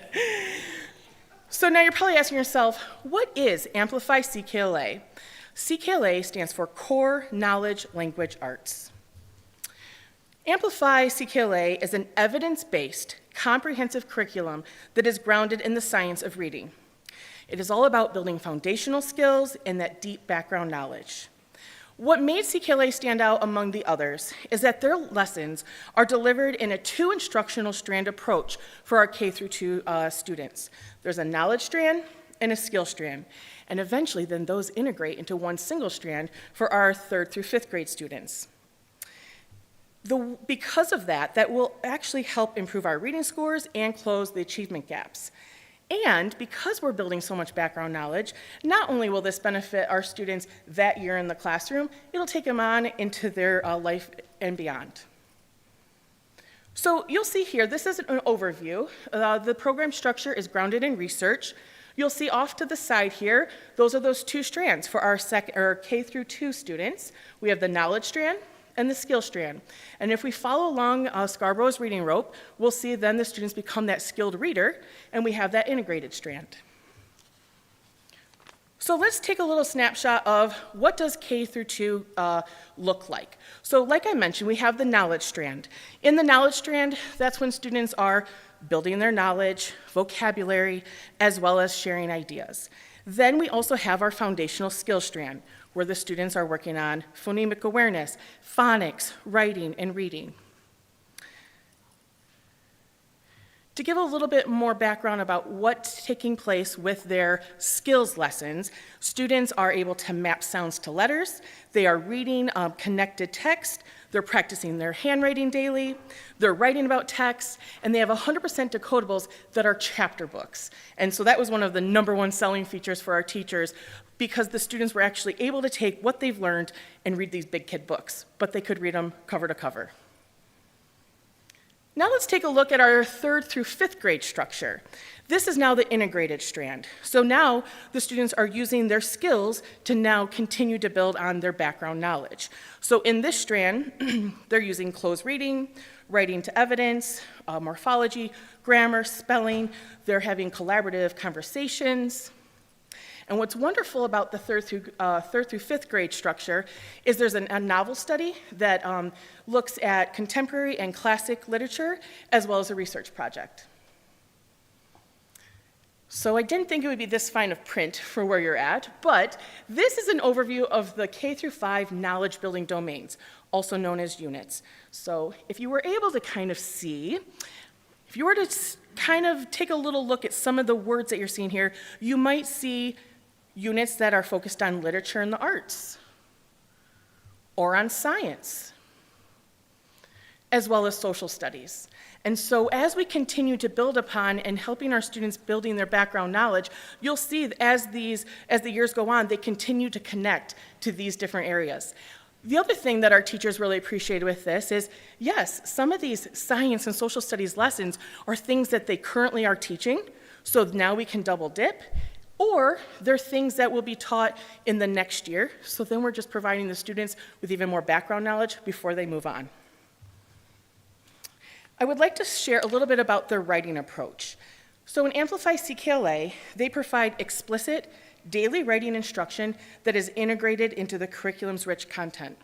So when our students are reading, they also are taking some time to do some writing. And when they're writing, they're also reading. So we're moving away from the writing and reading workshop. It's all integrated. Students, while they're working on writing, will focus on transcription and composition. So we love pictures of our kids and teachers in action. Here's a few images of our K through 2 students and teachers in action. You'll see we have some students at the bottom working in partner groups. We have some whole class teaching. We'll see we have a first grade classroom over to the right where they were learning about body systems, and they are actually taking notes on the different skeleton features there. And we have some whole class movement with the sound cards. Taking a look at our 3rd through 5th grade students and teachers in action, we have a proud student holding his writing. Some great examples at the bottom left corner and the top right corner of that integrated work. You can see those students have a book out and writing, and they're writing and they're reading. As well as in the center, we have a teacher that's reading whole group while the students are following along. Here's just a few images of some of the classroom displays, some of the projects that they completed during the pilot. And before I continue on, I am very proud to welcome and introduce 3 of our committee and pilot teachers that would like to share feedback from their experience with Amplify CKLA. We have Laura Rosing, who teaches kindergarten at Country Oaks. We have Ellie Nigro, who teaches 1st grade at Johnson. And we have Tracy Bradley, who teaches 3rd grade at Highland. We'll start with Laura. No pressure going first here. I must say you are a much different audience than my kindergarten classroom. You're a lot more quiet. Thank you for the opportunity to speak and share a little bit with you tonight. I just wanted to highlight again, we looked through 14 resources over 2 years, I think 35, almost 40 individuals altogether. We have done a lot of work, a lot of research. I'm actually really thankful for the opportunity to do this. It has really stretched my thinking and learning about literacy, and it's helped me grow even after almost 30 years in education. It's been a great process. And out of those 14, without knowing the top 6 from the state, we chose 2 that the state had already chosen. So if you get a chance to thank the pilot committee, thank them. They've done just huge amounts of work. So to keep it short and sweet and to the point, I have my David Letterman top 10 list for you.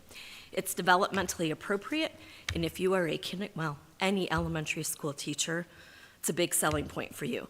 The professional development has been top-notch, and we're not even officially in a whole chunk of professional development where they sit with us for continuous hours. As a teacher, I appreciate that, especially from a kindergarten perspective.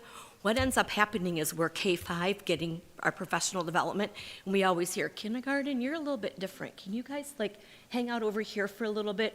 We'll come get you. And then when they come to us, it's usually a person who knows nothing about early childhood. Not the case with CKLA.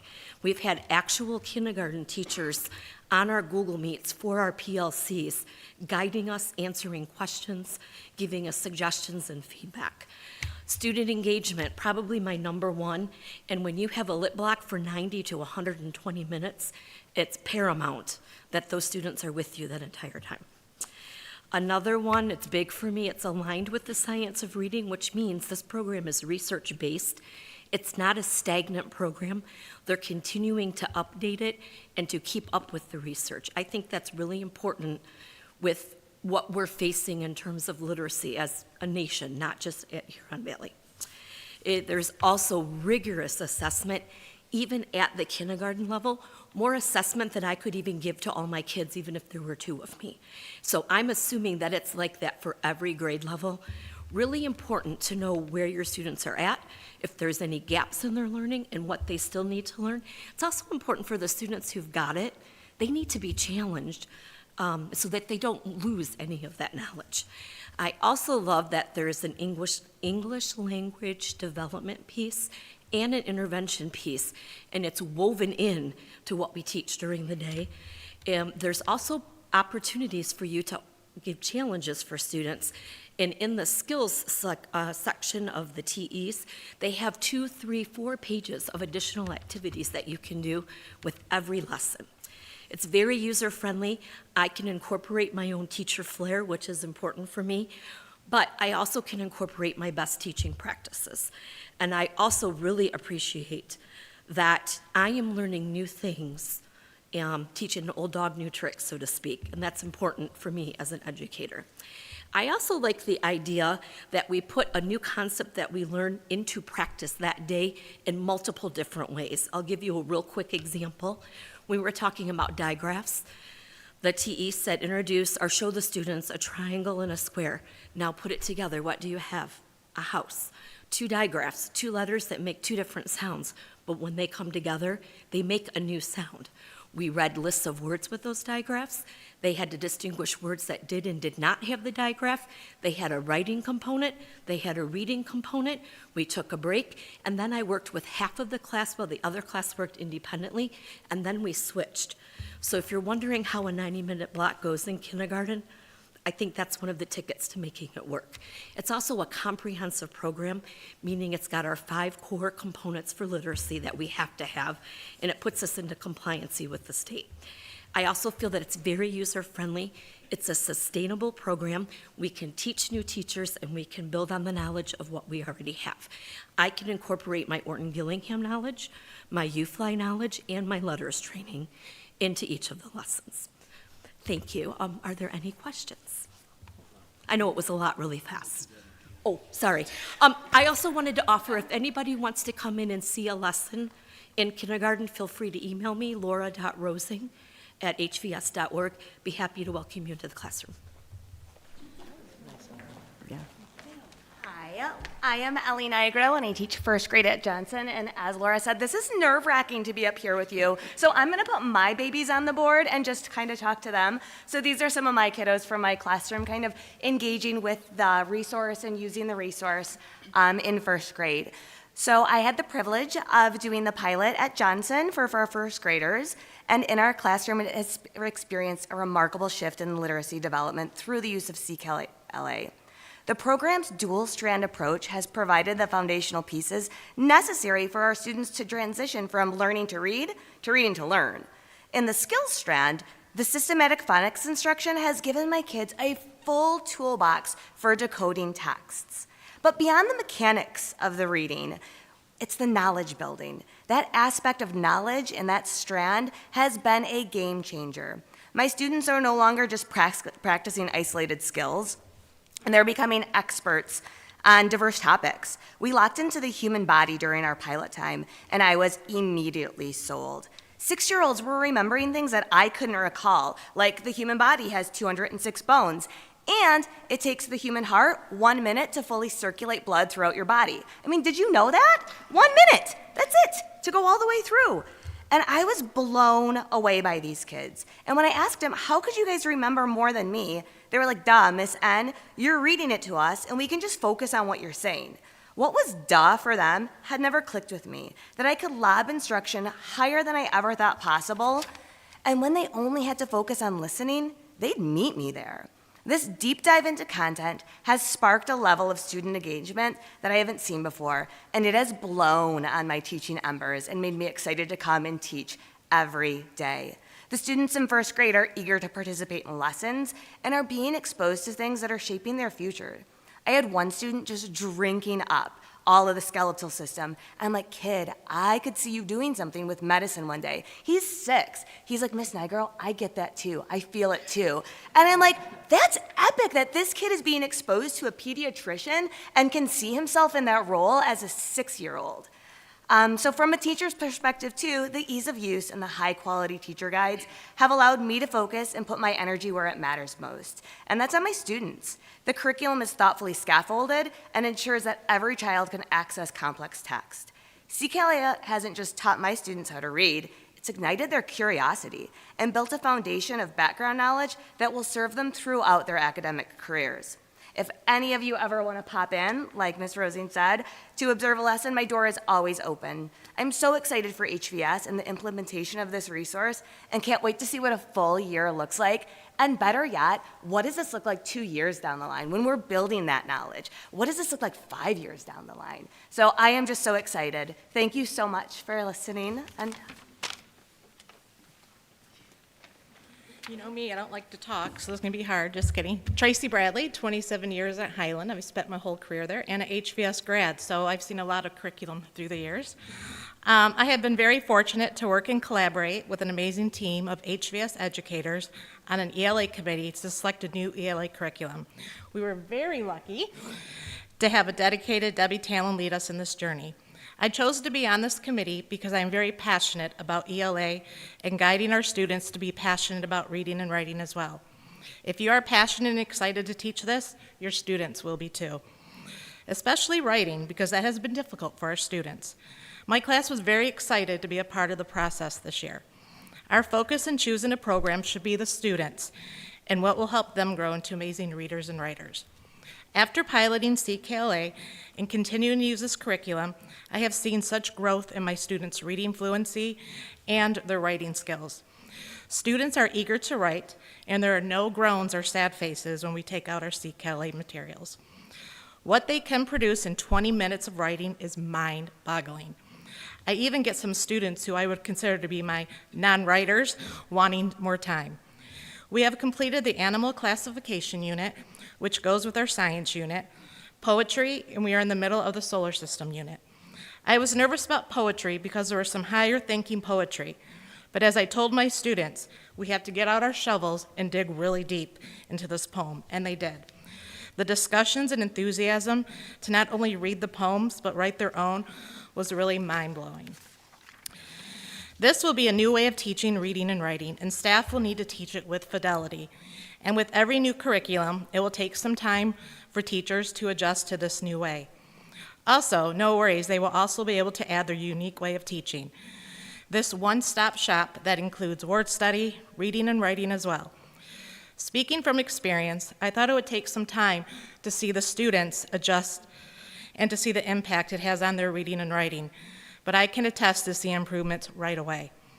Kids can adjust a lot quicker than adults, we know that.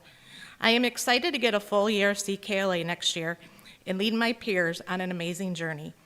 Teaching this new curriculum with fidelity and with the district's mindset of having a guaranteed and valuable curriculum will make a huge impact in leading our students to become successful readers and writers as they journey through elementary school.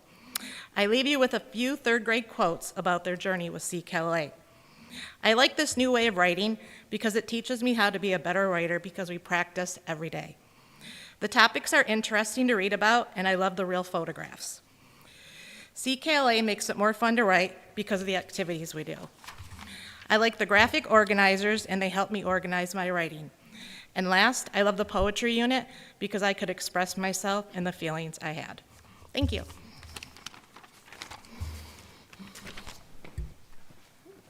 Thank you so much. That was great feedback. All right, so now we would be moving into phase 3, which is our implementation phase, which could begin as soon as this year, should Amplify CKLA become our adopted resource for our K through 5 teachers. So this is a timeline that we could possibly follow should this resource become adopted. So we would have already the first round of a 3-hour training in May, June for our teachers. Materials would be arriving half before the school year ends, and then the rest once the school year begins, to kind of have that separate because it's going to be a lot of materials.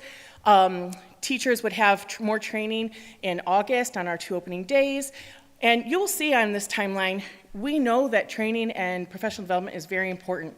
And so our TLT committee, our TLT team, we are committed to providing time on our PL days where we will actually have the Amplify CKLA coaches coming in.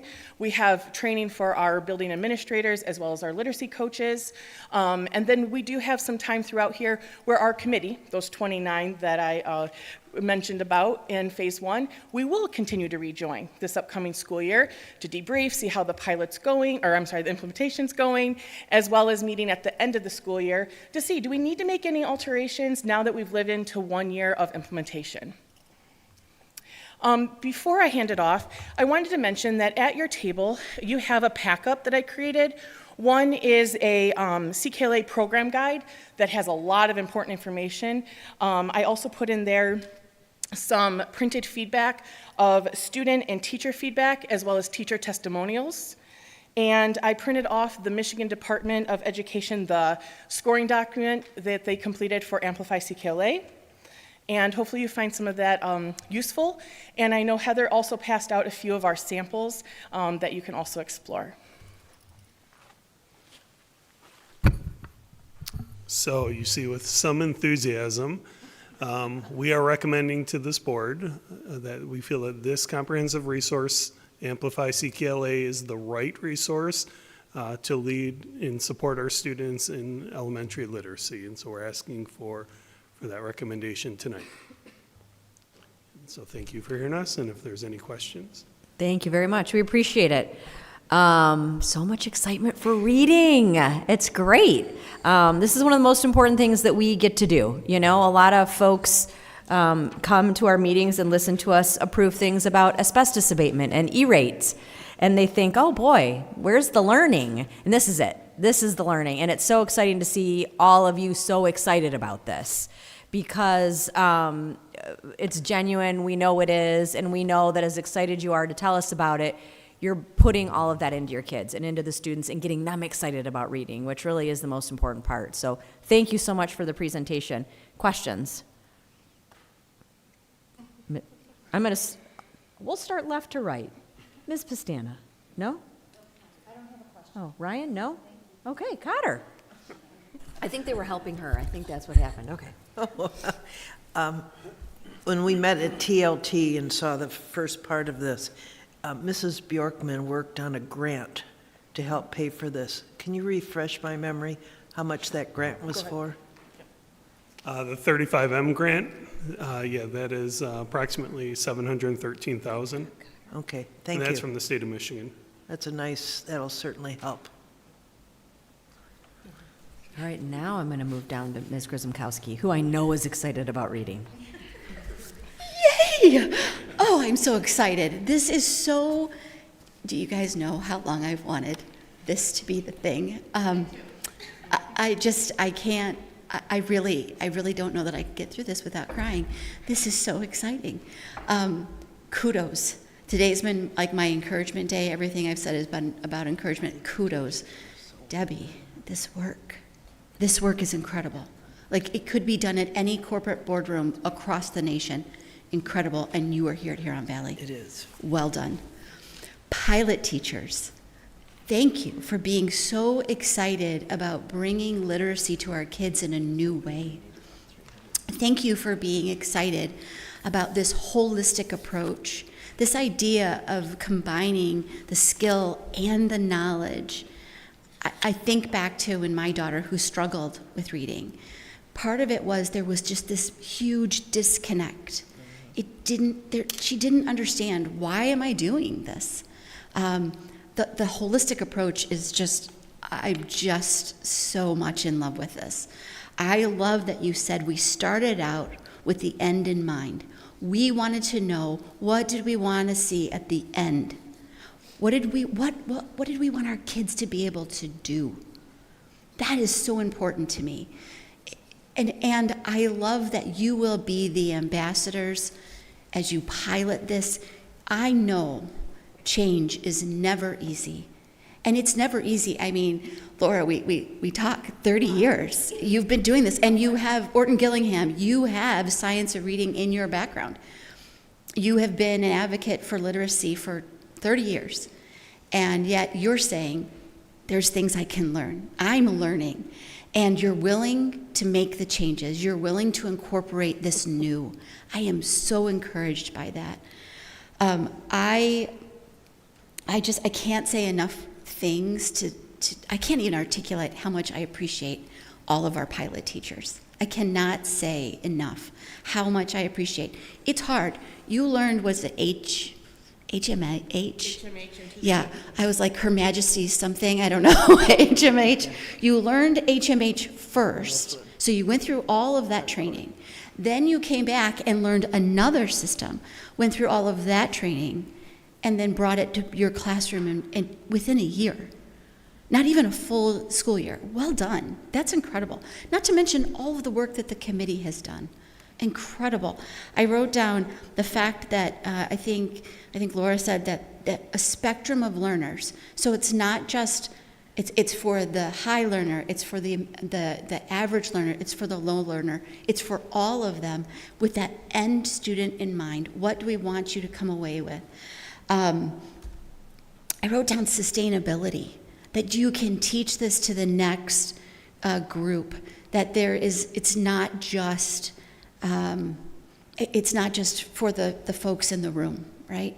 It's for those new teachers that Ms. Hollander spoke about. It's for the teachers who are coming in who maybe already have some experience. The sustainability is huge for us. And what else did I write down? I just was like writing, and I'm going to be emailing you because I'm coming to your classrooms. I can't really express to you how exciting this is to me. There are not enough words in my vocabulary that this makes me so happy that you are not only addressing literacy, but you're addressing the writing component, because we all know better readers are better writers, and better writers are good readers. So there's that relationship there. I am excited for our students. Yes, asbestos, as you said, Laura, very exciting, right? That's E-rates, ooh, can't even stand it. But literacy, a whole nother level. I just, well done.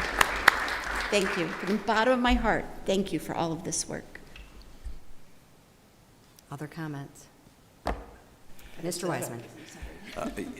That's all right. As members of the board, I'm usually not speechless, but I am speechless. Okay, the enthusiasm, we always talk about relevancy and rigor. What you presented tonight was exactly what we're talking about when we talk about relevancy and rigor.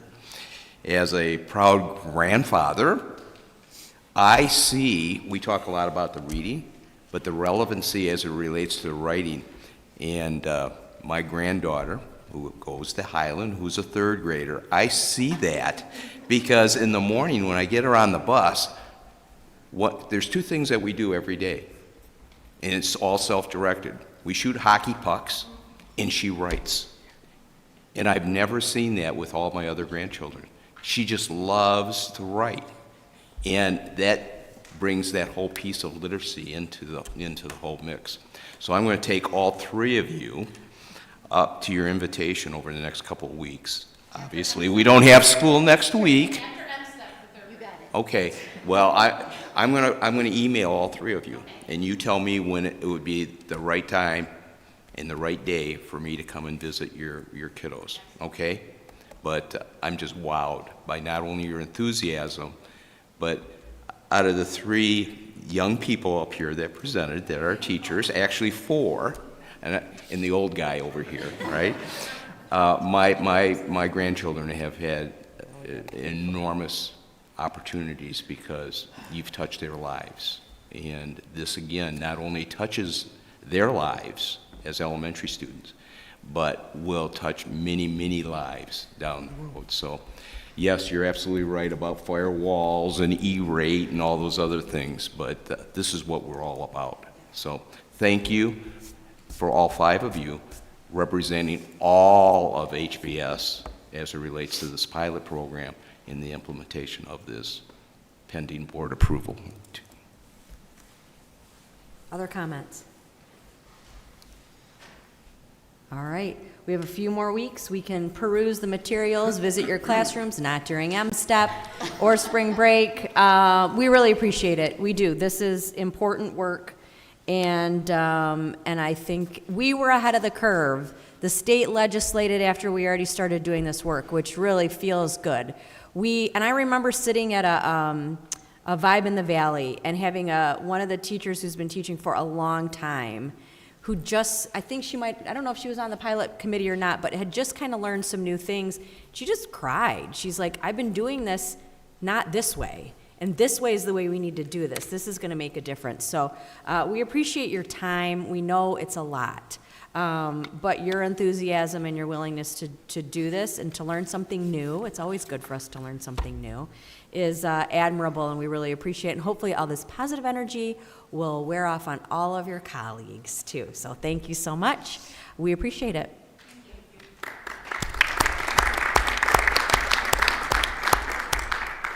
All right, this brings us to our second public comment period of the evening. I'll pause just for a second to make sure if there's anybody who would like to make public comments that they have the opportunity to do that. All right, good and welfare. My colleagues, good and welfare? Ms. Bastana. Well, Dr. Slower talked about our morning at Apollo, getting to read to the little ones. So the technology people were kind enough to put a few videos together of us and of Mr. Wiseman, because he was in other rooms reading by himself. I was not down on 4. So there's, I think, a little video we can watch, a little couple video.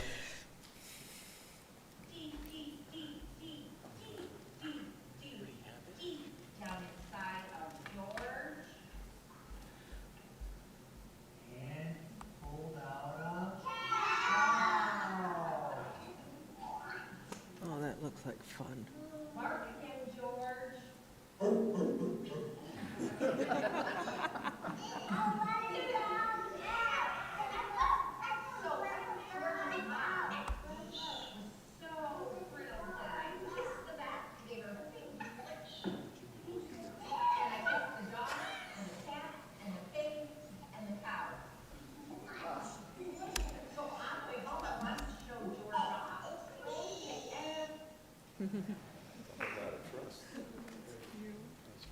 Oh, there's another one. Here's Mr. Wiseman. Didn't he?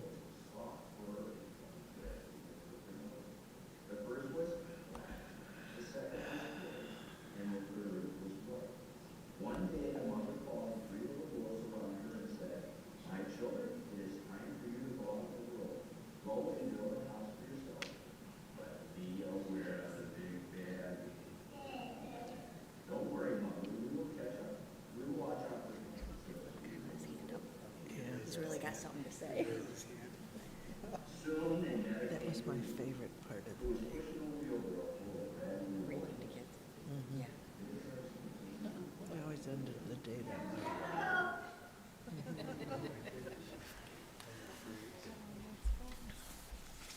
Thank you for putting that together for me. All right, other good and welfare. Any other good and welfare? All right, we are adjourned. Thank you.